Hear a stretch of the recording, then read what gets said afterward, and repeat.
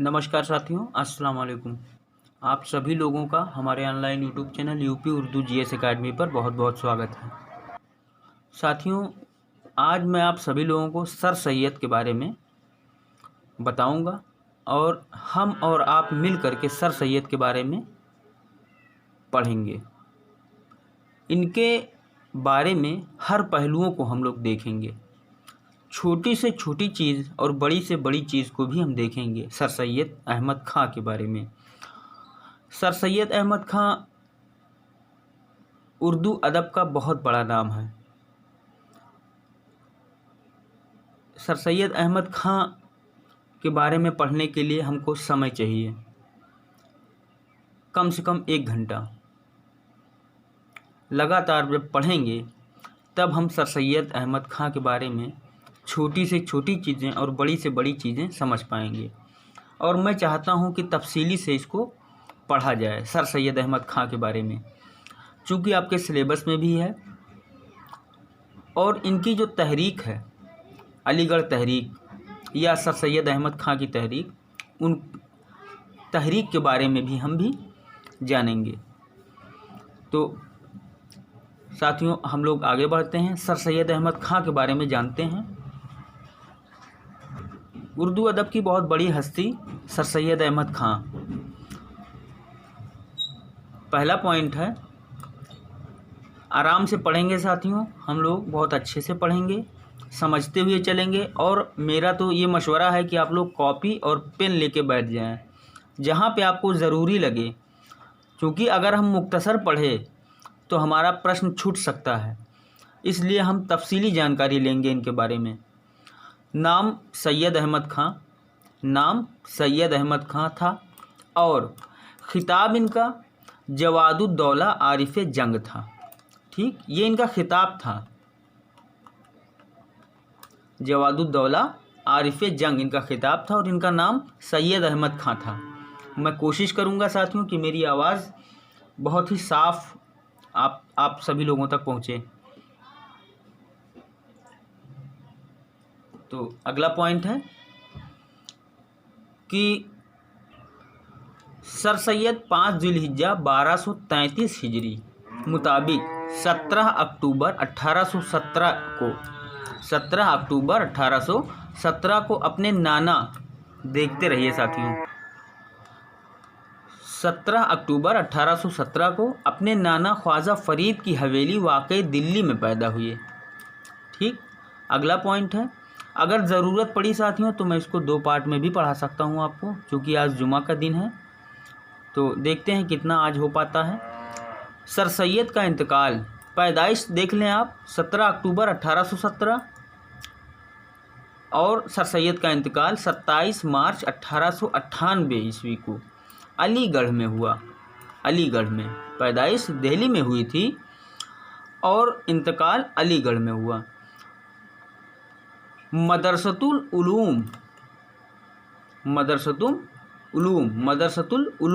मौजूदा अलीगढ़ मुस्लिम यूनिवर्सिटी, ठीक, मौजूदा अलीगढ़ मुस्लिम यूनिवर्सिटी की मस्जिद के शुमाली गोशे के अहाता में दफन हुए।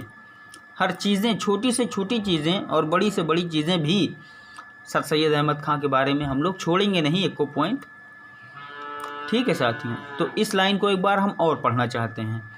सर सैयद का इंतकाल 27 मार्च 1898 ईस्वी को अलीगढ़ में हुआ और मदरसतुल उलूम, जो मौजूदा अलीगढ़ मुस्लिम यूनिवर्सिटी की मस्जिद के शुमाली गोशे के अहाता में दफन हुए। ठीक, अगला पॉइंट है, सर सैयद का जब इंतकाल हुआ तो मोहसिनुल मुल्क ने उनके मुलाजिम अजीम को 50 रुपये दिए, जिनसे उनकी तजहीज़ व तकफीन हुई, और कहा कि ये सैयद साहब का आखिरी चंदा है, फिर कब मांगने आएंगे। किसने? मोहसिनुल मुल्क ने। सारी चीज़ें ध्यान में रखिएगा और वीडियो आपके यूट्यूब पे पड़ा रहेगा। यूपी उर्दू जीएस एकेडमी जो चैनल है हमारा, यूट्यूब पे आप प्लेलिस्ट में जाएंगे तो पड़ा रहेगा, 1 बार 2 बार 3 बार 5 बार 8 बार 10 बार, कितनी भी बार आप देख सकते हो साथियों। और मेरा ये एक आप लोगों से गुजारिश है कि हमारा ये चैनल जो मैं फ्री बिल्कुल पढ़ाता हूँ, आप दूर दूर तक पहुँचाएँ, ताकि बहुत सारे बच्चे जो बड़े शहरों में या अलीगढ़ या इलाहाबाद नहीं जा सकते हैं, घर पर पढ़ते हैं, या हमारी कुछ बहनें जो घर पे पढ़ती हैं, वो इस चैनल से जुड़ सकें और अच्छे से मुताला कर सकें टॉपिक वाइज। ठीक है साथियों, तो इस पॉइंट को हम दोबारा पढ़ेंगे। सर सैयद का जब इंतकाल हुआ तो मोहसिनुल मुल्क ने उनके मुलाजिम अजीम को 50 रुपये दिए, जिनसे उनकी तहजीज़ व तकफीन हुई, और कहा कि ये सर सैयद साहब का आखिरी चंदा है, फिर कब मांगने आएंगे। मोहसिनुल मुल्क। ठीक, अगला पॉइंट है, सर सैयद के वालिद का नाम मीर मुत्तकी था और वालिदा का नाम अजीज़ुन्निसा बेगम। ध्यान में रखिएगा, टीजीटी पीजीटी में ये छोटे क्वेश्चंस आ सकते हैं। सर सैयद के वालिद का नाम मीर मुत्तकी था और वालिदा का नाम अजीज़ुन्निसा बेगम था। अगले पे चलते हैं साथियों। नाना का नाम ख्वाजा फरीदुद्दीन था, जिन्हें मुगलिया दरबार से दबीरुद्दौला अमीनुल मुल्क ख्वाजा फरीदुद्दीन अहमद ख़ान बहादुर, ठीक है, ख्वाजा फरीदुद्दीन अहमद ख़ान बहादुर मसला जंग का खिताब मिला था। किसको? इनके नाना को। नाना नाम क्या था? ख्वाजा फरीदुद्दीन, इनके नाना का नाम था, जिन्हें मुगलिया दरबार से दबीरुद्दौला अमीनुल मुल्क ख्वाजा फरीदुद्दीन अहमद ख़ान बहादुर मसला जंग का खिताब मिला था। ठीक, तो इसी के साथ हम अगले पॉइंट पे चलते हैं। अगला पॉइंट है साथियों, अगला पॉइंट है, सर सैयद के दादा सैयद हादी थे। सर सैयद के दादा सैयद हादी थे। नाम एकदम आपको नहीं भूलना है, आप कितनी भी बार देखो वीडियो, कोई दिक्कत नहीं है, ताकि याद हो जाए आपको। सर सैयद के दादा सैयद हादी थे। अजीज़ुद्दीन आलमगीर शानी ने 1168 हिजरी में इन्हें 1168 ईस्वी में इन्हें जवाद अली ख़ान और मनसब हज़ारी ज़ात व 500 सवार 2 अस्पा व 6 अस्पा के खिताब से नवाजा था। किसको? इनके दादा को, दादा सैयद हादी को।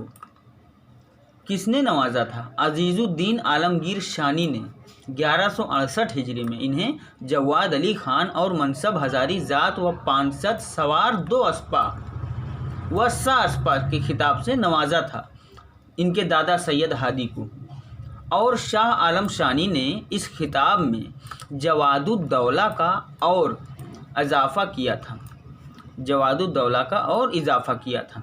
ठीक, जो खिताब इनको मिला था उसमें जवादुद्दौला का इजाफ़ा हुआ था, मतलब जोड़ दिया गया था। तो अगला पॉइंट है, सर सैयद के बड़े भाई का नाम सैयद मोहम्मद ख़ान था। सर सैयद के बड़े भाई का नाम, ध्यान में रखिएगा, सर सैयद के बड़े भाई का नाम सैयद मोहम्मद ख़ान था, जिन्होंने 1836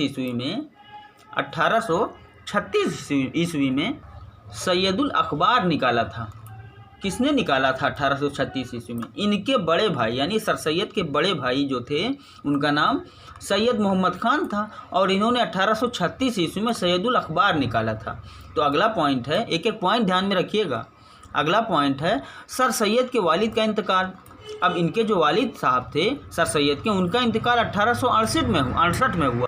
सर सैयद के वालिद का इंतकाल 1838 ईस्वी में हुआ। इस वक्त सर सैयद 21 साल के थे। ठीक है साथियों, यानी कि जब सर सैयद की उम्र 21 वर्ष की थी तब इनके वालिद साहब का इंतकाल हो गया 1838 ईस्वी में। ठीक है साथियों, तो अगले पॉइंट पे चलते हैं।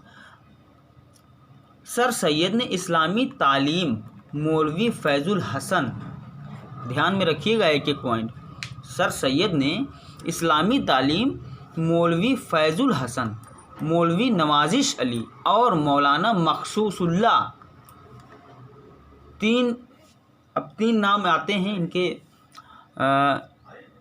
उस्तादों में। तो सर सैयद ने इस्लामी तालीम मौलवी फैज़ुल हसन, मौलवी नवाजिश अली और मौलाना मखसूसुल्लाह से हासिल की थी। ठीक है, तो ये तीनों नाम याद रखिएगा। पूछा जा सकता है कि सर सैयद किसके शागिर्द थे।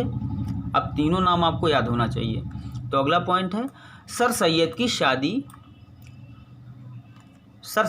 शादी पर देखिए, एक एक पॉइंट ध्यान में रखिएगा कि तो सर सैयद की शादी परसा बेगम से हुई थी, यानी कि इनकी ये बीवी हैं।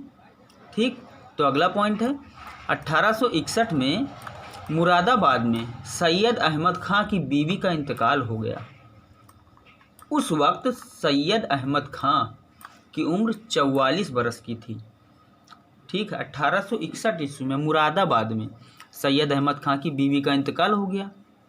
और जब इंतकाल हुआ इनकी बीवी का, तो उस समय सर सैयद अहमद खां की आयु या उम्र कितनी थी? 44 वर्ष की थी, जिनसे 2 लड़के सैयद हामिद और सैयद महमूद और एक लड़की थी।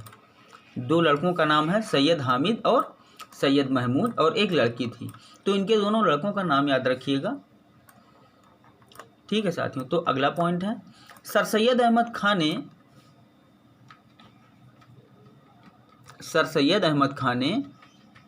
मुनसफ़ी का इम्तहान 1840 में पास किया। 1840 में एक एक पॉइंट आप ध्यान रखिएगा। इसीलिए मैं बहुत कोशिश करता हूं कि मेरी आवाज़ आप तक बहुत ही साफ पहुंचे और कोई शोर शराबा। मैं ज़्यादातर सोचता हूं कि रात में पढ़ाऊं, क्योंकि रात में शोर नहीं होता है। फिर भी चूँकि रोड साइड है रूम मेरा, तो मोटर गाड़ियां आती जाती रहती हैं, इसके लिए मैं माफ़ी चाहता हूं। तो अगले पॉइंट पे चलते हैं। सर सैयद ने साइंटिफिक सोसाइटी, ये बहुत ही अहम है, ये लाइन आपके लिए बहुत ही अहम है। सर सैयद ने साइंटिफिक सोसाइटी गाज़ीपुर में 1862 में कायम की थी। मैं अगर चाहूँ तो एक लाइन में से पढ़ता चला जाऊँ, लेकिन इसका कोई मतलब नहीं होगा। मैं इसीलिए समझा के पढ़ रहा हूँ। सर सैयद ने साइंटिफिक सोसाइटी गाज़ीपुर में 1862 ईस्वी में कायम की थी। साइंटिफिक सोसाइटी 1862 ईस्वी में कायम की थी। कहाँ? गाज़ीपुर में। और तर्जुमे का काम शुरू कराया था। तर्जुमे का काम शुरू कराया था और खुद ही अपना सेक्रेटरी हो गए थे। देखिए, सर सैयद इसके एजाजी सेक्रेटरी मुंतखब हुए थे। साइंटिफिक सोसाइटी जो 1862 ईस्वी में इन्होंने गाज़ीपुर में कायम किया था, उसमें तर्जुमे का काम शुरू कराया और खुद ही सेक्रेटरी हो गए। ठीक, तो अगले पेज पे चलते हैं साथियों। अगला पॉइंट है इसी में कि सर सैयद ने गाज़ीपुर में एक अंग्रेज़ी मदरसा 1863 में कायम किया था। 1863 में कायम किया था। तो सर सैयद ने गाज़ीपुर में अंग्रेज़ी मदरसा इन्होंने 1863 में कायम किया। और साइंटिफिक सोसाइटी कब कायम किया गाज़ीपुर में? 1862 में। तो इन सब चीज़ों को ध्यान में रखिएगा। अगला पॉइंट है सर सैयद साइंटिफिक सोसाइटी का सारा सामान और अमला अलीगढ़ 1864 में ले गए। ठीक है, जो साइंटिफिक सोसाइटी थी गाज़ीपुर की जो इन्होंने कायम किया था, उसका सारा सामान और सारा अमला अलीगढ़ लेकर चले गए। कब? 1864 ईस्वी को। अगला पॉइंट है सर सैयद ने British India society, sir Syed ने अलीगढ़ में ब्रिटिश इंडिया सोसाइटी 10 मई 1866 में कायम किया। अब सोचिए कि साइंटिफिक सोसाइटी तो 1862 ईस्वी में गाज़ीपुर में कायम किया था, और वहीं पर एक अंग्रेज़ी मदरसा 1863 ईस्वी में कायम किया था गाज़ीपुर में। लेकिन ये 1864 में जो साइंटिफिक सोसाइटी थी गाज़ीपुर में, उसका सारा सामान और सारा अमला 1864 में लेकर चले गए अलीगढ़। और वहीं पर अलीगढ़ में इन्होंने ब्रिटिश इंडिया सोसाइटी 10 मई 1866 में कायम किया। तो इन सब चीज़ों को बड़े ध्यान में रखिएगा साथियों। अगला पॉइंट है सर सैयद ने साइंटिफिक सोसाइटी से हफ्तावार अखबार, साइंटिफिक सोसाइटी से जो इन्होंने गाजीपुर में पहले कायम किया, फिर अलीगढ़ लेके चले आए। वहाँ से सर सैयद ने साइंटिफिक सोसाइटी से हफ्तावार अखबार का इजरा अलीगढ़ में 1866 में किया था, जिसका नाम बाद में अलीगढ़ इंस्टीट्यूट गेजट रखा गया था। ठीक, इस लाइन को एक बार फिर पढ़िए कि सर सैयद ने साइंटिफिक सोसाइटी से हफ्तावार अखबार का इजरा अलीगढ़ में 1866 में किया था, जिसका नाम बाद में अलीगढ़ इंस्टीट्यूट गेजट रखा गया था। तो अगला पॉइंट है, सर सैयद 15 अगस्त 1867 को जज की हैसियत से, देखिए जज भी थे ये, सर सैयद 15 अगस्त 1867 को जज की हैसियत से जब अलीगढ़ से बनारस गए तो अलीगढ़ में साइंटिफिक सोसाइटी की सारी जिम्मेदारी राजा जय किशन SCSI के सुपुर्द कर दी। SCSI कोई पोस्ट है, तो जो राजा जय किशन थे वहाँ के उस टाइम के, इनके हवाले करके वो चले गए। तो पूछा जा सकता है कि सर सैयद 15 अगस्त 1867 को जब जज की हैसियत से अलीगढ़ से बनारस चले गए, तब उस समय अलीगढ़ में साइंटिफिक सोसाइटी की सारी जिम्मेदारी किसके ऊपर कर दी? तो राजा जय किशन SCSI के सुपुर्द कर चले गए। ठीक, तो अगला पॉइंट है कि सर सैयद ने उर्दू के तरसीली इम्कानात और उसके इब्लाई कौतों का एहसास दिलाया था सर सैयद ने।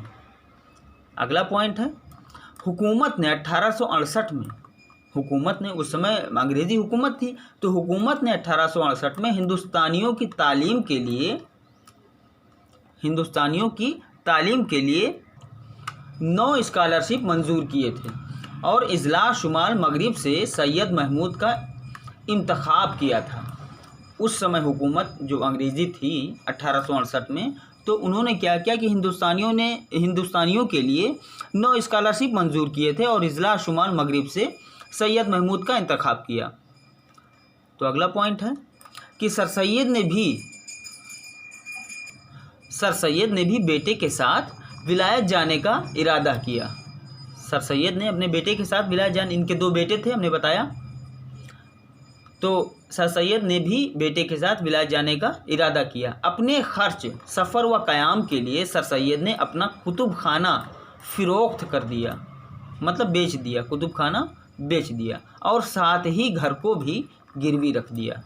कुतुब खाना भी बेच दिया और घर भी गिरवी रख दिया इन्होंने। उसके बाद ये, चूँकि इन्होंने ठान लिया था कि हम अपने बेटे के साथ जो है विलायत जाएंगे और वहाँ शरीक होंगे। तो अगला पॉइंट है, सर सैयद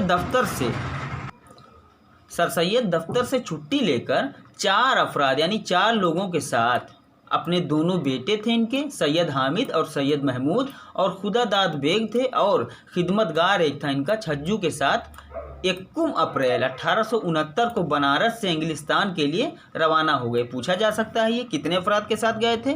4 अफराद के साथ गए थे। अपने दोनों बेटे थे और खुदादाद बेग थे और एक खिदमतगार था छज्जू। तो 4 लोग गए थे 1 अप्रैल 1869 को बनारस से इंग्लिस्तान के लिए रवाना हो गए थे। तो अगला पॉइंट है, सर सैयद ने इंग्लिस्तान में तो अगला पॉइंट ये है कि सर सैयद ने इंग्लिस्तान में मलिका Victoria, duke Charles Dickens, Carlyle से मुलाकात की। वहाँ के जो अंग्रेज़ अधिकारी थे उनसे मुलाकात की। फिर अगला पॉइंट है, सर सैयद 1 साल 5 माह यानी 70 महीने लंदन में क़याम करके। अब पूछा जा सकता है कि लंदन में कितने दिन रहे? 1 साल 5 माह यानी कि 17 माह, 12 5 17 और 17 माह का कितना दिन हुआ? 70 महीने।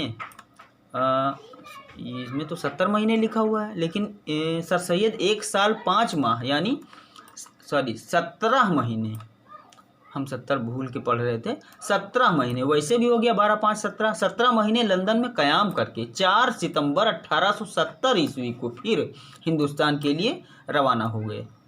ठीक है साथियों।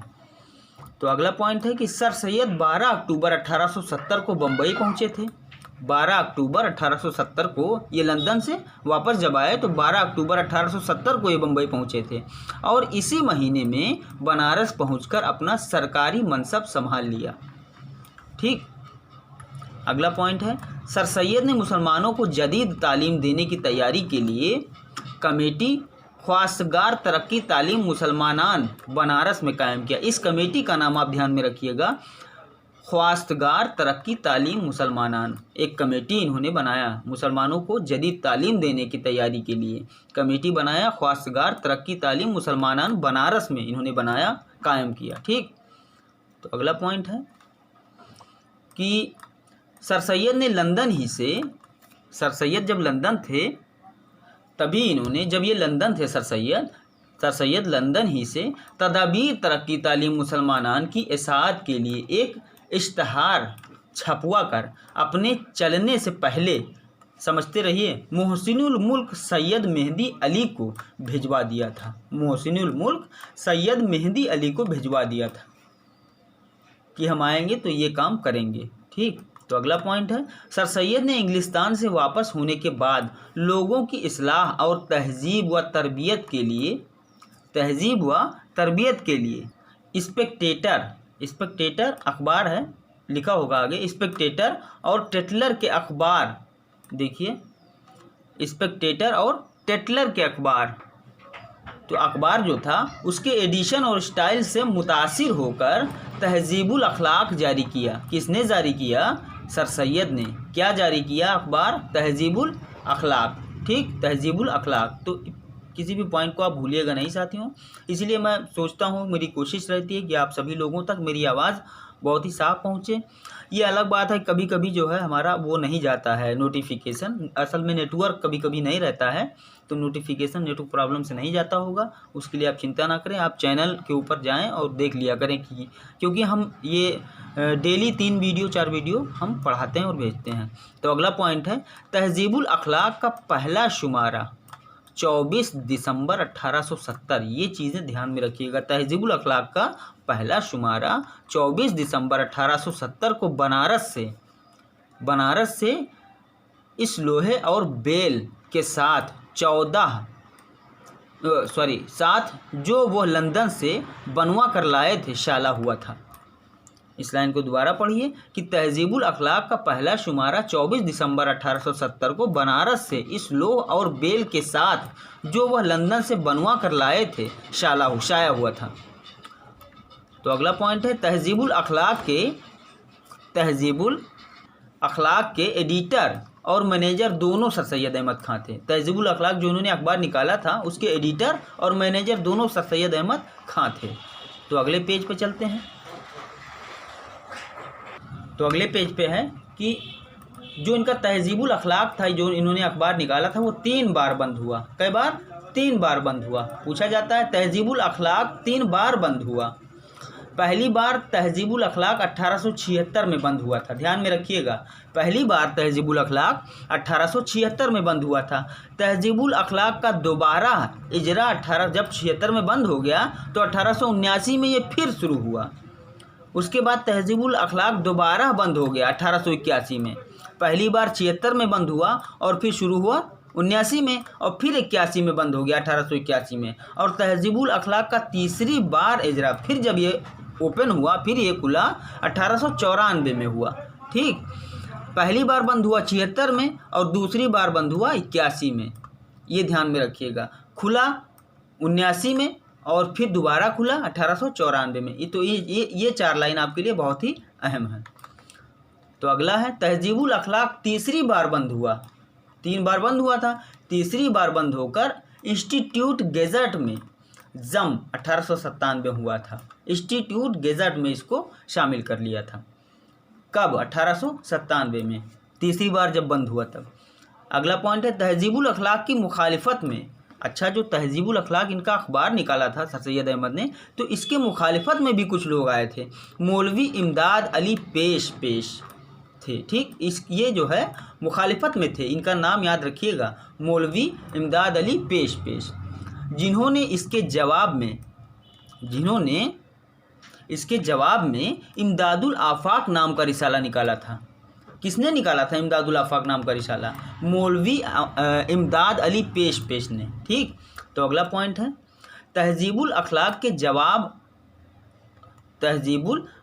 के जवाब और, तो तहज़ीबुल अखलाक के जवाब उर्दू में मौलवी अली बख्श खान बहादुर के 2 रिसाले, कौन कौन से? सहाब साकिब और ताइदुल इस्लाम। ठीक, सहाब साकिब और ताइदुल इस्लाम। नूरुल आफाक स्टेजी गिजट मुरादाबाद, लोहे महफूज मुरादाबाद, 13वीं सदी आगरा, नज़मुल अखबार मुरादाबाद, अकमलुल अखबार वगैरह रिसाइल व अखबार निकले थे। तहज़ीबुल अखलाक के जवाब में ये सारे निकले थे। अकेले एक तहज़ीबुल अखलाक के जवाब में इतने सारे रिसाले निकले थे। मौलवी अली बख्श खां बहादुर, ये सब मौलवी अली बख्श खां बहादुर के सारे रिसाले थे। इन्होंने तहज़ीबुल अखलाक के जवाब में निकाला था। ये मुखालिफत में थे, इसलिए निकालेंगे ही निकालेंगे। अगला पॉइंट है, दिसंबर 1870 में सर सैयद ने इनामी इश्तहार रिसाला किया था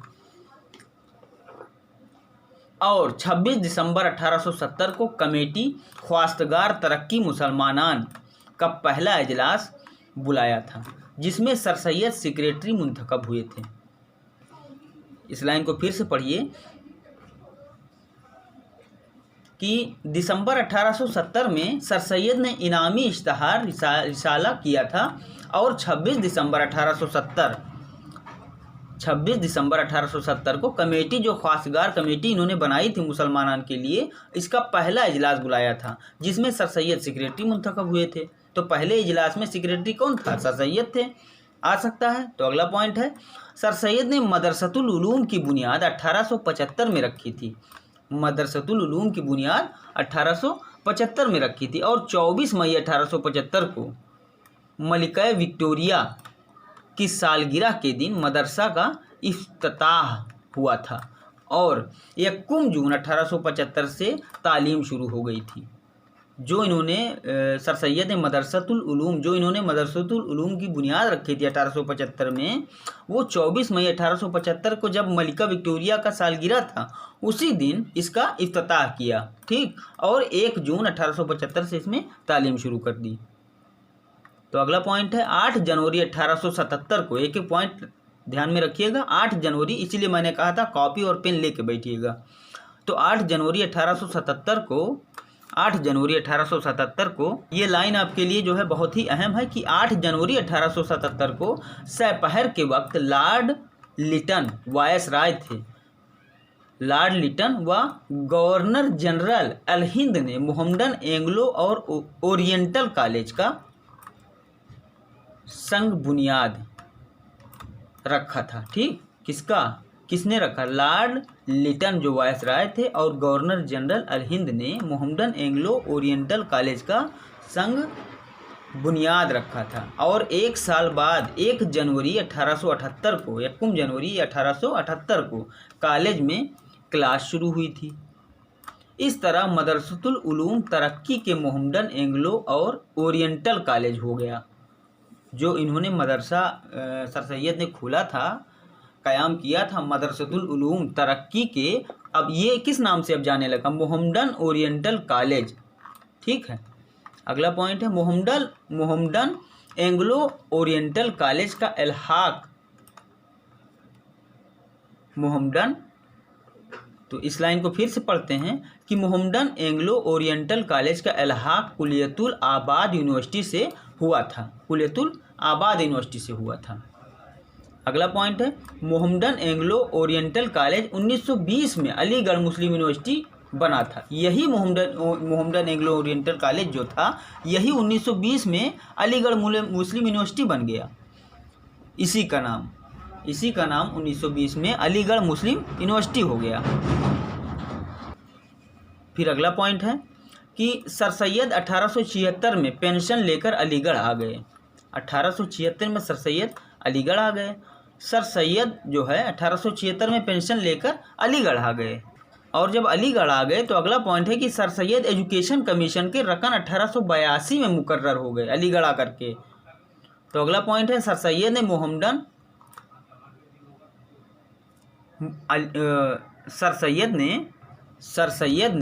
Mohammedan soul service fund association 1883 में कायम की थी।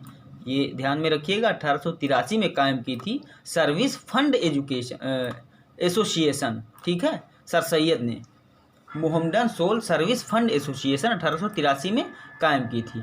तो अगला पॉइंट है, सर सैयद ने मोहम्मडन एजुकेशनल कॉन्फ्रेंस 1886 में कायम की। बहुत सारा कुछ कायम किया था, तो इसीलिए हमने कहा था कि कॉपी और पेन लेके बैठिए। तो फिर ठीक है, अगला पॉइंट पढ़ते हैं। सर सैयद ने मोहम्मडन एजुकेशनल कॉन्फ्रेंस 1886 में कायम की थी। अगला पॉइंट है, सर सैयद को लॉर्ड डफरिन ने पब्लिक सर्विस कमीशन का मेंबर 1897 में मुकर्रर किया था। किसने? लॉर्ड डफरिन ने। किसको किया? सर सैयद अहमद खां को किया। कब किया? 1897 में किया। क्या कर दिया? पब्लिक सर्विस कमीशन का मेंबर कर दिया इनको 1897 में। तो अगला पॉइंट है, अकबर इलाहाबादी ने सर सैयद और अलीगढ़ तहरीक की खुलकर मुखालिफत की है। पूछा जाता है कि किसने सर सैयद और अलीगढ़ तहरीक की खुलकर मुखालिफत की? किसने की? अकबर इलाहाबादी ने। अगला पॉइंट है कि गैर मतवाजिन रूहानी तसव्वुरात के ख़िलाफ़ सर सैयद ने आवाज़ उठाई थी। गैर मतवाजिन रूहानी तसव्वुरात के ख़िलाफ़ सर सैयद ने आवाज़ उठाई थी। तो अगले पेज पे चलते हैं साथियों। अगले पेज पे पहला पॉइंट है साथियों कि इजाज़ात व खिताबात सर सैयद अहमद खां को जो खिताबात मिले हैं, जो इजाज़ात मिले हैं, उसके बारे में बताया गया है। तो इसमें पहला पॉइंट है कि हकीम अहसनुल्लाह खां, नाम याद रखिएगा, हकीम अहसनुल्लाह खां के कहने पर बहादुर शाह ज़फ़र मुग़ल सल्तनत के उस समय के बादशाह थे। तो हकीम अहसनुल्लाह खां के कहने पर बहादुर शाह ज़फ़र ने सर सैयद के मोरूसी खिताब जवादुद्दौला में आरिफ जंग का इजाफ़ा 1842 में किया। यहाँ से क्वेश्चन बिल्कुल बन सकता है कि आरिफ जंग का इजाफ़ा किसने किया था सर सैयद के खिताबात में? तो बहादुर शाह ज़फ़र ने किया था। किसके कहने पे किया था? हकीम अहसनुल्लाह खां के कहने पर। किस सन में इजाफ़ा हुआ था? 1842 ईस्वी में। तो अगला पॉइंट है, सर सैयद को CSI का खिताब, सर सैयद को CSI, ध्यान में रखिएगा, CSI का खिताब और तमग़े इंडिया ऑफ लंदन, ठीक। फिर से पढ़ते हैं, सर सैयद को CSI का खिताब और तमग़े इंडिया ऑफ लंदन की एक तकरीब में 6 अगस्त 1869 को दिया गया था। क्या दिया गया था? CSI का खिताब। और CSI का खिताब एक तो ये हो गया और एक हो गया तमग़े इंडिया ऑफ लंदन, ठीक है। तो ये दो खिताब कब दिया गया था? 6 अगस्त 1869 को दिया गया था, एक तकरीब में, ठीक। तो अगला पॉइंट है, अलीगढ़ इंस्टीट्यूट के हाल में, अलीगढ़ जो इंस्टीट्यूट था उसके हॉल में, हॉल मतलब समझते हैं बड़ा सा जो होता है रूम। तो अलीगढ़ इंस्टीट्यूट के हॉल में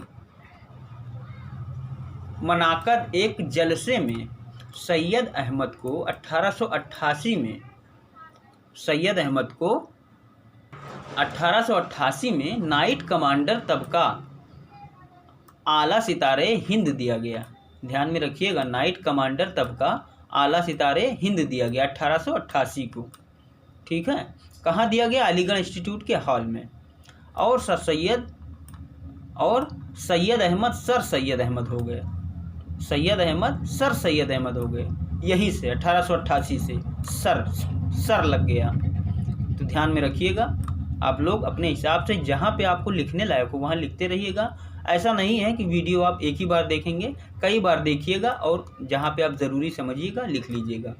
अगला पॉइंट है, सर सैयद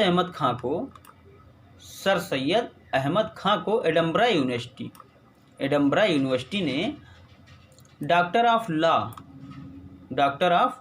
एक एक चीज़ बहुत ध्यान से देखिए।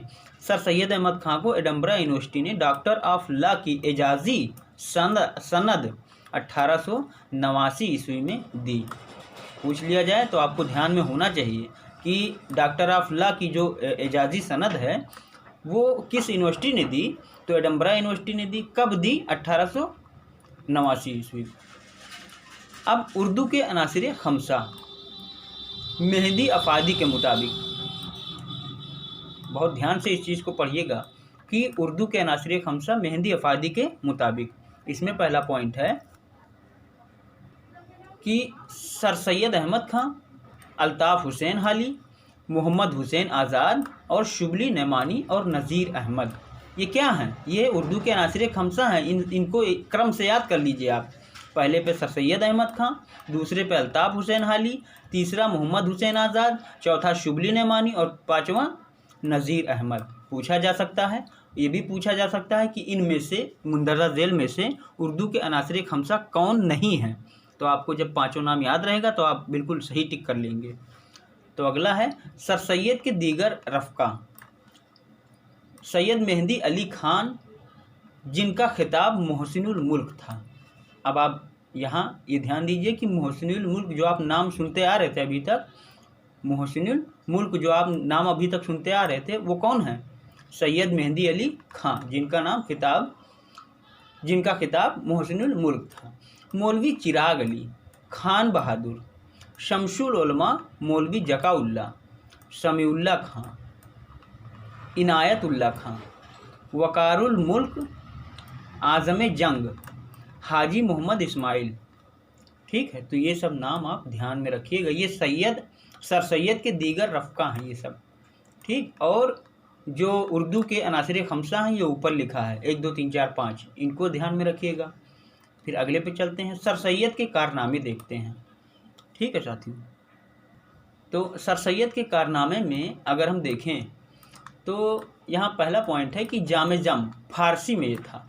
ये सर सैयद की पहली तसनीफ़ है। पूछा जा सकता है कि सर सैयद की पहली तसनीफ़ कौन सी है? तो जामे जम फारसी में था ये सर सैयद की पहली तसनीफ़ है जो 1840 में शाया हुई। कब? 1840 में शाया हुई। इसमें सर सैयद ने अमीर तैमूर से बहादुर शाह ज़फ़र तक, अमीर तैमूर के ज़माने से लेकर के बहादुर शाह ज़फ़र तक के ज़माने तक 17 उन्वानात के तहत 43 यानी 43 बादशाहों का मुख्तसर हाल व तारुफ दर्ज किया है। बहुत ही अहम इम्पॉर्टेंट लाइन है ये, ध्यान में रखिएगा। फिर से हम इसको पढ़ना चाहेंगे कि जामे जम फारसी किताब है। ये सर सैयद की पहली तसनीफ़ है जो 1840 में शाया हुई। इसमें सर सैयद ने अमीर तैमूर से लेकर बहादुर शाह ज़फ़र तक 17 उन्वानात के तहत 43 बादशाहों का मुख्तसर हाल व तारुफ दर्ज किया है। अगला पॉइंट है कि कवायद सर्फ व नहौज़बान उर्दू, ये क्या है? सर सैयद ने अहालियान सरकार कंपनी की फरमाइश पर उर्दू ज़बान की कवायद सर्फ व नहू लिखी थी। किसकी फरमाइश पर? अहालियान सरकार कंपनी की फरमाइश पर लिखी थी। क्या लिखी थी? कवायद सर्फ व नहू लिखी थी। ठीक, तो अगला पॉइंट है इंतखाबुल खवीन, ये क्या है?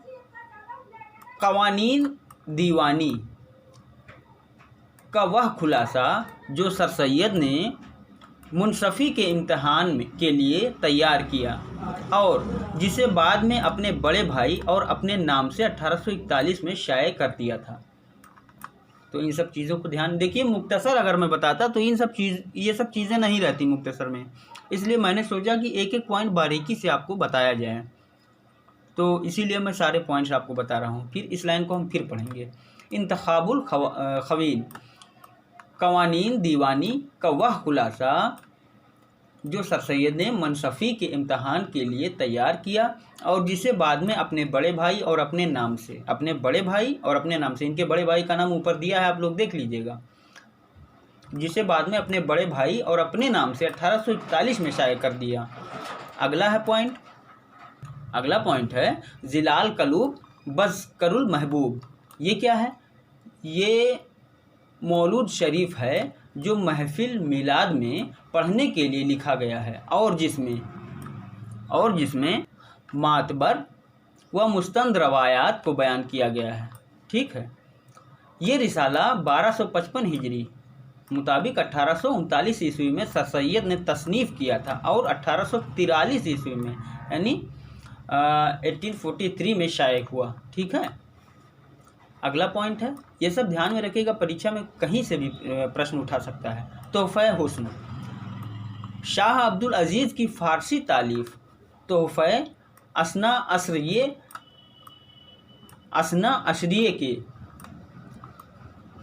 2 अबवाब 10 और 11 का उर्दू तर्जुमा है, जिसे सर सैयद ने 1260 हिजरी मुताबिक 1844 में शाये किया। ठीक, फिर से इसको पढ़ लेते हैं। तोहफ़े हुस्न, शाह अब्दुल अजीज़ की फ़ारसी तालीफ़ तोहफ़े असना असरिया के 2 अबवाब 10 और 11 का उर्दू तर्जुमा है, जिसे सर सैयद ने 1260 हिजरी मुताबिक 1844 में शाये किया। तो अगला है, देखिए अगला पॉइंट है तसहील फ़ी ज़र अश्कील। दूसरा है कवायदुल अफ़कार फ़ी अमालुल फ़रज़ार, कौल मुतईन, दारुल अब्ताल, हरकत ज़मीन। ये 3 पॉइंट हैं जिन्हें सर सैयद ने 1844 में शाये किया। तो अब अगले पेज पे चलते हैं साथियों। अगले पेज पे है आसारुल सनादियत। ये देखिए क्या है, आसारुल सनादियत। ये सर सैयद की एक अछूती और शाहकार तसनीफ़ है। सर सैयद की एक अछूती और शाहकार तसनीफ़ है जो पहली बार मतबा सैयदुल अखबार से 1847 में शाये हुई थी। एक एक चीज़ ध्यान से पढ़िएगा, फिर से पढ़ लीजिए इस लाइन को कि आसारुल सनादियत ये सर सैयद की एक अछूती और शाहकार तसनीफ़ है जो पहली बार मतबा सैयदुल अखबार से 1847 में शाये हुई। इसमें दिल्ली की तारीख़ी इमारतों और नामोर लोगों के हालात बहुत छानबीन के बाद लिखे गए हैं। फिर है 1847 का ये एडिशन 4 अबवाब पर मुश्तमिल है। ये आसारुल सनादियत की बात हो रही है कि 1847 का ये एडिशन 4 अबवाब पर मुश्तमिल है। बाब अव्वल में क्या है, शहर के बाहर की इमारतों के हाल में लिखा गया है। जो बाब अव्वल है वो शहर के इमारतों के हाल, बाहर के इमारत, शहर के जो बाहर की इमारतें हैं उनके बारे में लिखा गया है, और जो 135 इमारतों के बयान पर मुश्तमिल है। ये बाब अव्वल की बात है कि शहर के बाहरी इमारतों के बारे में लिखा गया है जो 135 इमारतों के बयान पर मुश्तमिल है। अब बाब दोम क्या है, किला मोहल्ला की इमारत के हाल में लिखा गया है जो 39 इमारतों के बयान पर मुश्तमिल है। फिर बाब सोम की बारी आई। बाब सोम में खास शहरशाह जहान आबाद। अब इसको इस मौजू पर बनाया गया है।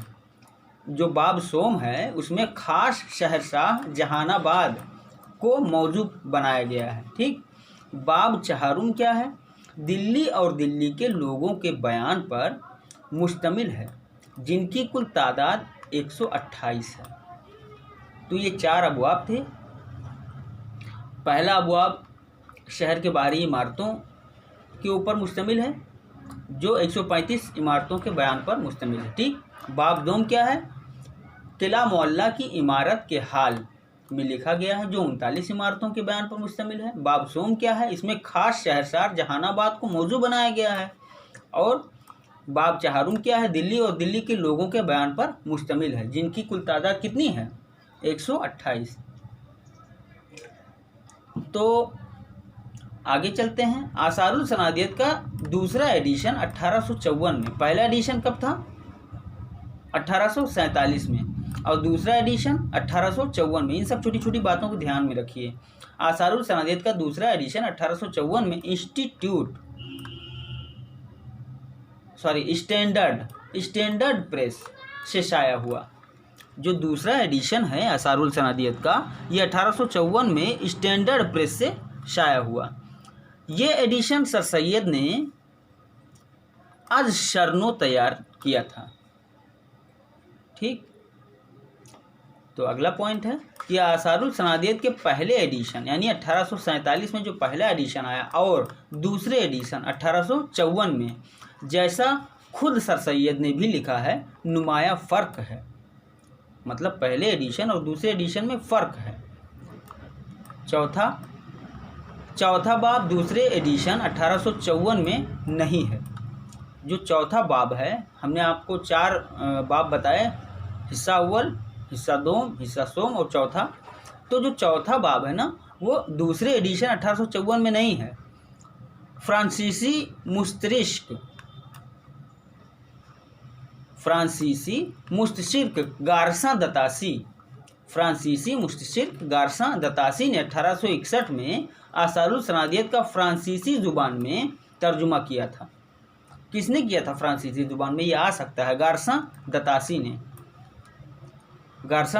ने 1861 में आसारुल सनादियत का फ्रांसीसी ज़ुबान में तर्जुमा किया था, जिसकी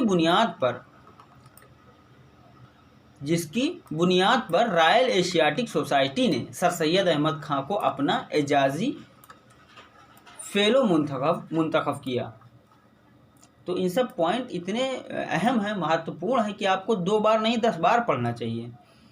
तो अगला पॉइंट है, मिस्टर रॉबर्ट ने आसारुल सनादियत का तर्जुमा अंग्रेजी ज़ुबान में किया था। तो यहाँ से 2 क्वेश्चन महत्वपूर्ण हो गए कि फ्रांसीसी ज़ुबान में किसने तर्जुमा किया था और अंग्रेज़ी ज़ुबान में किसने तर्जुमा किया था। तो गारसा दतासी जो थे, उन्होंने फ्रांसीसी ज़ुबान में तर्जुमा किया था और जो मिस्टर रॉबर्ट थे, उन्होंने अंग्रेज़ी ज़ुबान में तर्जुमा किया था। तो अगला है कलमतुल हक 1849, कलमतुल हक 1849, और दूसरा है राह सुन्नत दर रत बदात 1850 में। तीसरा है नमेका दरबयान तसव्वुर शेख 1852। तो ये 3 ध्यान में रखिएगा, बहुत ही अहम है, बहुत ही महत्वपूर्ण है, 1849, 1850 और 1852। तो अगला है सिलसिलतुल मलूक 1852। इसके बारे में कुछ बताया गया है कि इसमें जो है 202 राजाओं और बादशाहों की, ब्रैकेट में लिखा है राजा युधिष्ठिर से लेकर, मतलब राजा युधिष्ठिर से लेकर के मलिका विक्टोरिया तक का बयान इसमें है मुफीद, मुख्तसर और सही फहरसत, जो दिल्ली पर 5000 साल तक हुक्मरानी करते हैं। ये वही फहर्स हैं जो आसारुल सनादियत के 1854 वाले एडिशन के पहले बाब के साथ नज़रसानी के बाद शामिल की गई हैं। तो इन सब चीज़ों को आप एक बार में अगर ना समझ पाएँ तो 2-3 बार 4 बार वीडियो देखें और ज़्यादा बार देखें, जितनी बार देखेंगे आपको फ़ायदा मिलेगा। फिर अगला पॉइंट है आगाज़ कीमियाए सआदत 1853, आगाज़ कीमियाए सआदत 1853। अब इसमें क्या है, तारीख़ ज़िला बिजनौर, हुकूमत हिंद के कहने पर बिजनौर में तारीख़ ज़िला बिजनौर लिखी गई। यह अब नापैद है। एक बार फिर से इस लाइन को पढ़ते हैं, तारीख़ ज़िला बिजनौर, हुकूमत हिंद के कहने पर, किसके कहने पर? हुकूमत हिंद के कहने पर बिजनौर में तारीख़ ज़िला बिजनौर लिखी गई, बिजनौर में लिखी गई थी तारीख़ ज़िला बिजनौर, ये अब नापैद है। अगला पॉइंट है आईने अकबरी अज़ब वल फ़ज़ल, आईने अकबरी अज़ब वल फ़ज़ल, अबुल फ़ज़ल भी कह दें आप, आईने अकबरी और अज़बुल फ़ज़ल, ये 3 जिल्दों पर मुश्तमिल थी। कितने जिल्दों पर? 3 जिल्दों पर मुश्तमिल थी। आ सकता है, जिनमें से दूसरी जिल्द 1857 के हंगामे में तलफ हो गई, मतलब नष्ट हो गई। 1857 के हंगामे में जो दूसरी जिल्द थी वो तलफ हो गई। अब सिर्फ पहली और तीसरी जिल्द मतबूआ 1272 हिजरी मिल जाती है, पहली और तीसरी, दूसरी तो बेकार हो गई, नष्ट हो गई। अंग्रेज़ी व फ्रांसीसी में इसके कई तर्जुमे हैं, अंग्रेज़ी और फ्रांसीसी में इसके कई तर्जुमे हैं। किसके? आईने अकबरी और अज़ब अबुल फ़ज़ल अजबुल फजल और आईन अकबरी के जो 3 जिल्दों पर मुश्तमिल थी। इसका दूसरा जिल्द तो 1857 के हंगामे में तलफ हो गया, लेकिन जो पहला और तीसरा है वो 1272 हिजरी में मिल जाती है, और ये दोनों अंग्रेज़ी और फ्रांसीसी में तर्जुमा की गई है। मिस्टर ब्लॉक का अंग्रेज़ी तर्जुमा 1873 में शाया हुआ। मिस्टर ब्लॉक ने अंग्रेज़ी तर्जुमा किया जो 1873 में शाया हुआ। आईने अकबरी को सर सैयद ने मुरत्तब करके मिर्ज़ा गालिब से इसकी तकरीज़ लिखने की फरमाइश की थी। आ सकता है कि सर सैयद ने किससे आईने अकबरी की तकरीज़ लिखने की फरमाइश की, तो आप क्या कहेंगे? मिर्ज़ा गालिब से। तो अगला पॉइंट है मिर्ज़ा गालिब की मसनवी बतौर तकरीज़ आईने अकबरी के लिए ही लिखी गई थी, जिसे सर सैयद ने शामिल नहीं किया। तो अगले पेज पे चलते हैं साथियों। तो अगले पेज पे ये पॉइंट देखिए कि तारीख सरकशी बिजनौर, ये क्या है? ये मुरादाबाद में लिखी गई। साल इशाअत 1858। इस किताब में सर सैयद ने मई 1858 से लेकर अप्रैल 1857 तक गदर के वो तारीख़ी वाक़यात व हालात कलम बंद किए हैं जो ज़िला बिजनौर में पेश आए। समझ पाए? जो तारीख़ सरकशी बिजनौर है उस किताब में 1857 अप्रैल 1857 से लेकर के मई 1858 तक जो भी गदर हुआ था उस गदर का वाक़या और हालात कलमबंद किए गए हैं सर सैयद के द्वारा, जो ज़िला बिजनौर में पेश आया। तो अगला पॉइंट है रिसाला असबाब बगावत हिंद। रिसाला असबाब बगावत हिंद, इसमें क्या है? ये किताब मुरादाबाद में लिखी गई। मुरादाबाद में तो ये भी किताब लिखी गई थी, तारीख सरकशी बिजनौर, और रिसाला असबाब बगावत हिंद भी मुरादाबाद में ही लिखी गई।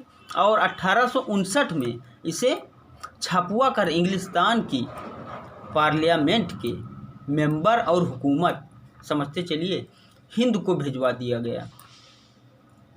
इसको फिर से पढ़ते हैं। ये किताब मुरादाबाद में लिखी गई थी। कौन सी किताब? रिसाला असबाब बगावत हिंद। ये किताब कहाँ लिखी गई थी? मुरादाबाद में लिखी गई थी।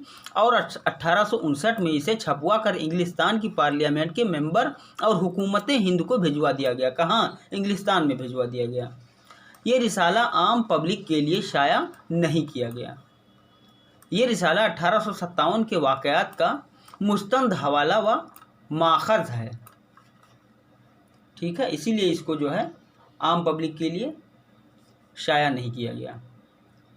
तो अगला है राय दरबाब तालीम 1850। अगला है रिसाला लायल मोहम्मदर नज़र ऑफ इंडिया।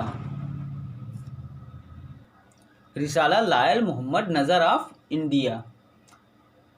तीसरा है तहकीक लफ्ज़ निसारी। फिर है तबीयुनुल कलाम फ़ी तफसीरुल तौरातुल वल नजीलुल अला मलातुल इस्लाम। ये क्या है? तबीयुनुल कलाम में सर सैयद ने तौरियत अंजील और कुरान का तकाबली मुताला किया है। एक बार इसको फिर से पढ़ते हैं। तबीयुनुल कलाम फ़ी तफसीरुल तौरात वल अंजील अला मुलातुल इस्लाम। ये क्या है? तबीयुनुल कलाम में सर सैयद ने तौरात, अंजील और कुरान का तकाबली मुताला किया है। इस किताब में बड़ा लंबा नाम है, चलिए ठीक है, आप लोग पढ़िएगा, कई बार देखेंगे तो याद हो जाएगा। फिर तारीख फिरोज़ शाही। फिर है उसके बाद तौज़ुक जहांगीरी। इसमें क्या है? सर सैयद गाज़ीपुर में अपनी निजी प्रेस से सर सैयद की निजी प्रेस थी गाज़ीपुर में, तो सर सैयद गाज़ीपुर में अपनी निजी प्रेस से 1280 हिजरी मुताबिक 1863 में मुग़ल बादशाह नूरुद्दीन जहांगीर का रोज़नामचा, पूछा जाता है कि नूरुद्दीन जहांगीर का रोज़नामचा किसने लिखा? सर सैयद ने लिखा। तौज़ुक जहांगीरी, नाम था तौज़ुक जहांगीरी, मिर्ज़ा मोहम्मद हादी के फ़ारसी देबाचे के साथ शाया किया। ठीक है, तो अगला पॉइंट है सीरत फरीदिया। सीरत फरीदिया 1896 में सर सैयद ने अपने नाना नवाब दबीरुद्दौला अमीनुल मुल्क, ऊपर भी नाम आया है इनका, इनके नाना जी का नाम है नवाब दबीरुद्दौला अमीनुल मुल्क, ख्वाजा फरीदुद्दीन अहमद खान बहादुर मसलह जंग के हालात ज़िंदगी इस तसनीफ़ में तहरीक किए हैं। किस तसनीफ़ में? इस तसनीफ़ में, सीरत फरीदिया। ठीक है, तो अगला पॉइंट है रिसाला अहकाम ताम अहल किताब। रिसाला अहकाम ताम अहल किताब। सफ़रनामा मुसाफिराने लंदन। सफ़रनामा मुसाफिराने लंदन, ये भी सर सैयद का है। ये सफ़रनामा 1869 में अखबार साइंटिफिक सोसाइटी अलीगढ़, ठीक है, ये सफ़रनामा, यानी कि सफ़रनामा मुसाफिराने लंदन की बात हो रही है कि ये सफ़रनामा 1869 में अखबार साइंटिफिक सोसाइटी अलीगढ़ में शाया होता रहा। किताबी सूरत में पहली बार इसे मजलिस तरक्की अदब लाहौर ने 1961 में शाया किया। किताबी सूरत में पहली बार मजलिस तरक्की अदब लाहौर ने 1961 में शाया किया। इसमें सर सैयद ने अपने सफ़र व क़याम लंदन को बयान किया है। जब ये लंदन गए थे 4 लोगों के साथ में, तब की बात इन्होंने सफ़रनामा मुसाफिराने लंदन में सब जो है लिखा है। तो अगला पॉइंट है सफ़रनामा पंजाब। सफ़रनामा पंजाब भी लिखा है इन्होंने। 22 जनवरी 1844 को यह सफ़र शुरू हुआ। मौलिफ रिसाला सैयद इकबाल अली सर सैयद के हमराह थे। सर सैयद के हमराह कौन थे? सैयद इकबाल अली। उन्होंने सर सैयद की तमाम तकरीरों और याददाश्तों को दौराने सफ़र मुरतब किया और 1884 ईस्वी या कहें 1301 हिजरी में अलीगढ़ इंस्टीट्यूट प्रेस से शाया हुआ। ठीक है, अगला पॉइंट है अल खतबियातुल हमदिया फिल अरब व सीरतुल मुहम्मदिया। ये क्या है? ये जो है सर सैयद अहमद ने सर विलियम मोर की किताब लाइफ ऑफ मोहम्मद का जवाब दिया था। सर सैयद ने किसकी किताब? सर विलियम मोर की किताब लाइफ ऑफ मोहम्मद का जवाब था ये अल खतबियातुल हमदिया फिल अरबे व सीरतुल मुहम्मदिया। इतना बड़ा नाम है। तो ये जवाब था किसका? विलियम मोर की किताब लाइफ ऑफ मोहम्मद का जवाब था। म्योर की किताब 4 जिल्दों में है। यही म्योर, विलियम म्योर की किताब लाइफ ऑफ मोहम्मद का ये जवाब था, इतना बड़ा, जो सर सैयद ने 1869 में लंदन के क़याम के दौरान लिखी और अंग्रेज़ी में 1870 में वहीं छपवाया। फिर खुतबात अहमदिया के नाम से 1887 में उर्दू ज़बान में शाया हुई। खुतबात अहमदिया 12 खुतबात पर मुश्तमिल है। पूछा जा सकता है, खुतबात अहमदिया 12 खुतबात पर मुश्तमिल है। और ये जो अल खतबियातुल हमदिया फिल अरबे व सीरतुल मुहम्मदिया ये जो किताब है वो सर विलियम मोर की किताब लाइफ ऑफ मोहम्मद के जवाब में लिखी गई है। और जो लाइफ ऑफ मोहम्मद जो किताब है म्योर की वो 4 जिल्दों पर है। तो इन सब चीज़ों को ध्यान में रखिएगा। अब चलते हैं अगले पेज पे साथियों। तो अगले पेज का पहला पॉइंट है, देखिए कि खुतबात अहमदिया का मौजूआ सीरत मोहम्मद मुस्तफ़ा सल्लल्लाहु अलैहि वसल्लम है। ध्यान में रखिएगा, ये भूलिएगा नहीं। खुतबात अहमदिया का मौजूआ सीरत मोहम्मद मुस्तफ़ा सल्लल्लाहु अलैहि वसल्लम है। दूसरा है रिसाला अब्ताल गुलामी। तीसरा है नफसेरुल कुरान है। एक मिनट, हम इसको हटा के देखते हैं। हाँ, तफसीरुल कुरान। दूसरा है रिसाला अब्ताल गुलामी और ये है तफसीरुल कुरान। फिर है मुकालाते सर सैयद। अब इसके बारे में देखिए। पहला है इज़्ज़त, दूसरा हमदर्दी, तीसरा अपनी मदद आप, चौथा बहस व तकरार, पांचवा ईद का दिन, छठवां आज़ादी राय, फिर सातवां इंसान के ख्यालात, आठवां गुजरा हुआ ज़माना, नौवां अखलाक, 10वां खुशामद, 11वां तासुफ, 12वां मज़हब कौमों की पैरवी, मज़हब कौमों की पैरवी। फिर है तरक्की उलूम, 14वां है उर्दू ज़बान और उसकी अहद बाअहद तरक्की, 15वां है उम्मीद की खुशी, 16वां है दुनिया उम्मीद कायम है, फिर 17वां है शराब हयात, 18वां है हिंदू और मुसलमान में अर्तबात, 19वां है हमारे बाद हमारा नाम रहेगा, 20वां है नेचर। ये ध्यान में रखिएगा, कोई भी एक दे के पूछ सकता है कि किसकी है ये। मुकलाते सर सैयद, एक बार इसको और हम पढ़ना चाहते हैं। इज़्ज़त, हमदर्दी, अपनी मदद आप, बहस व तकरार, ईद का दिन, आज़ादी राय, इंसान के ख्यालात, गुजरा हुआ ज़माना, अखलाक, खुशामद, तासुब, फिर मज़हब कौमों की पैरवी, फिर तरक्की उलूम, उर्दू ज़बान और इसकी अहद बाअहद तरक्की, फिर उम्मीद की खुशी, फिर दुनिया उम्मीद कायम है, फिर शराब हयात, फिर हिंदू और मुसलमान में अर्तबात, फिर है 19वां हमारे बाद हमारा नाम रहेगा, और 20वां है नेचर। फिर है सर सैयद के अक़वाल, ये भी जानना बहुत ही ज़रूरी है। सर सैयद के कौन कौन से अक़वाल थे, ये लास्ट चल रहा है साथियों। तो फ़लसफ़ा हमारे दाएं हाथ में होगा, ध्यान से पढ़िएगा, ये सर सैयद के अक़वाल हैं, दे के पूछ सकता है स्टेटमेंट में। फ़लसफ़ा हमारे दाएं हाथ में होगा, नेचुरल साइंस हमारे बाएं हाथ में, और कलमा ला इलाहा इल्लल्लाह का ताज हमारे सर पर। वाह, फिर से देखिए, इसको हम फिर से पढ़ना चाहेंगे। फ़लसफ़ा हमारे दाएं हाथ में होगा, नेचुरल साइंस हमारे बाएं हाथ में, और कलमा ला इलाहा इल्लल्लाह का ताज हमारे सर पर। ये किसने कहा था? ये किसने कहा था? ये सर सैयद के अक़वाल हैं। ठीक है, तो अगला पॉइंट है मीर अम्मन को, क्या है? मीर अम्मन को उर्दू नस्र में वही मर्तबा हासिल है जो मीर तकी मीर को शायरी में हासिल है। सर सैयद के अक़वाल हैं ये सब। मीर अम्मन को उर्दू नस्र में वही मर्तबा हासिल है जो मीर तकी मीर को शायरी में हासिल है। तो फिर है अगला पॉइंट कि सर सैयद के मुतालिक मुख्तलिफ आरो ख़यालात, मतलब और शोरा या और लोगों ने सर सैयद के बारे में क्या कहा है।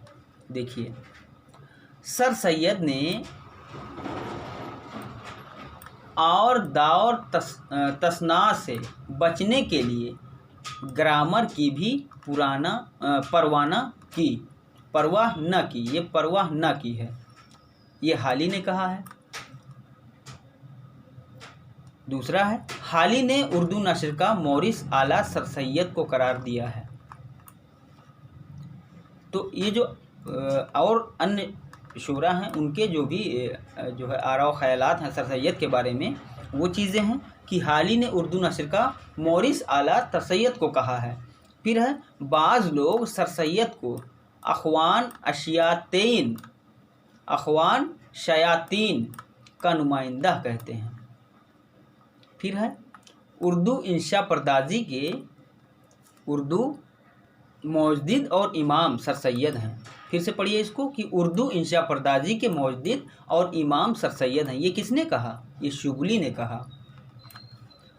फिर है लास्ट में ये आखिरी लाइन है, पंजाब के मुसलमान सर सैयद के मनादी पर इस तरह दौड़े जैसे पिया सापानी पर। ये किसने कहा? हाली ने कहा। तो जो ये आरो ख़यालात हैं और शोरा के और लोगों के, उनको मैं फिर से पढ़ना चाहता हूँ। देखिए, सर सैयद ने और दावर तसना से बचने के लिए ग्रामर की भी परवाह न की, हाली ने कहा। फिर हाली ने उर्दू नस्र का मोरिस आला सर सैयद को करार दिया है। फिर बाज़ लोग सर सैयद को अख़वानी शयातीन का नुमाइंदा कहते हैं। फिर है उर्दू इंशा परदाजी के मौजदिद और इमाम सर सैयद हैं, शुगली ने कहा। फिर पंजाब के मुसलमान सर सैयद के मनादी पर इस तरह दौड़े जैसे पिया सापानी पर। ये हाली ने कहा। तो अब जाकर सर सैयद अहमद खां के बारे में पूरी जानकारी आपको मिली। तो आपसे गुजारिश है साथियों कि पूरा वीडियो देखिएगा, चाहे जितनी लंबी हो, ये पूरा वीडियो आपके लिए बहुत ही मुफीद है।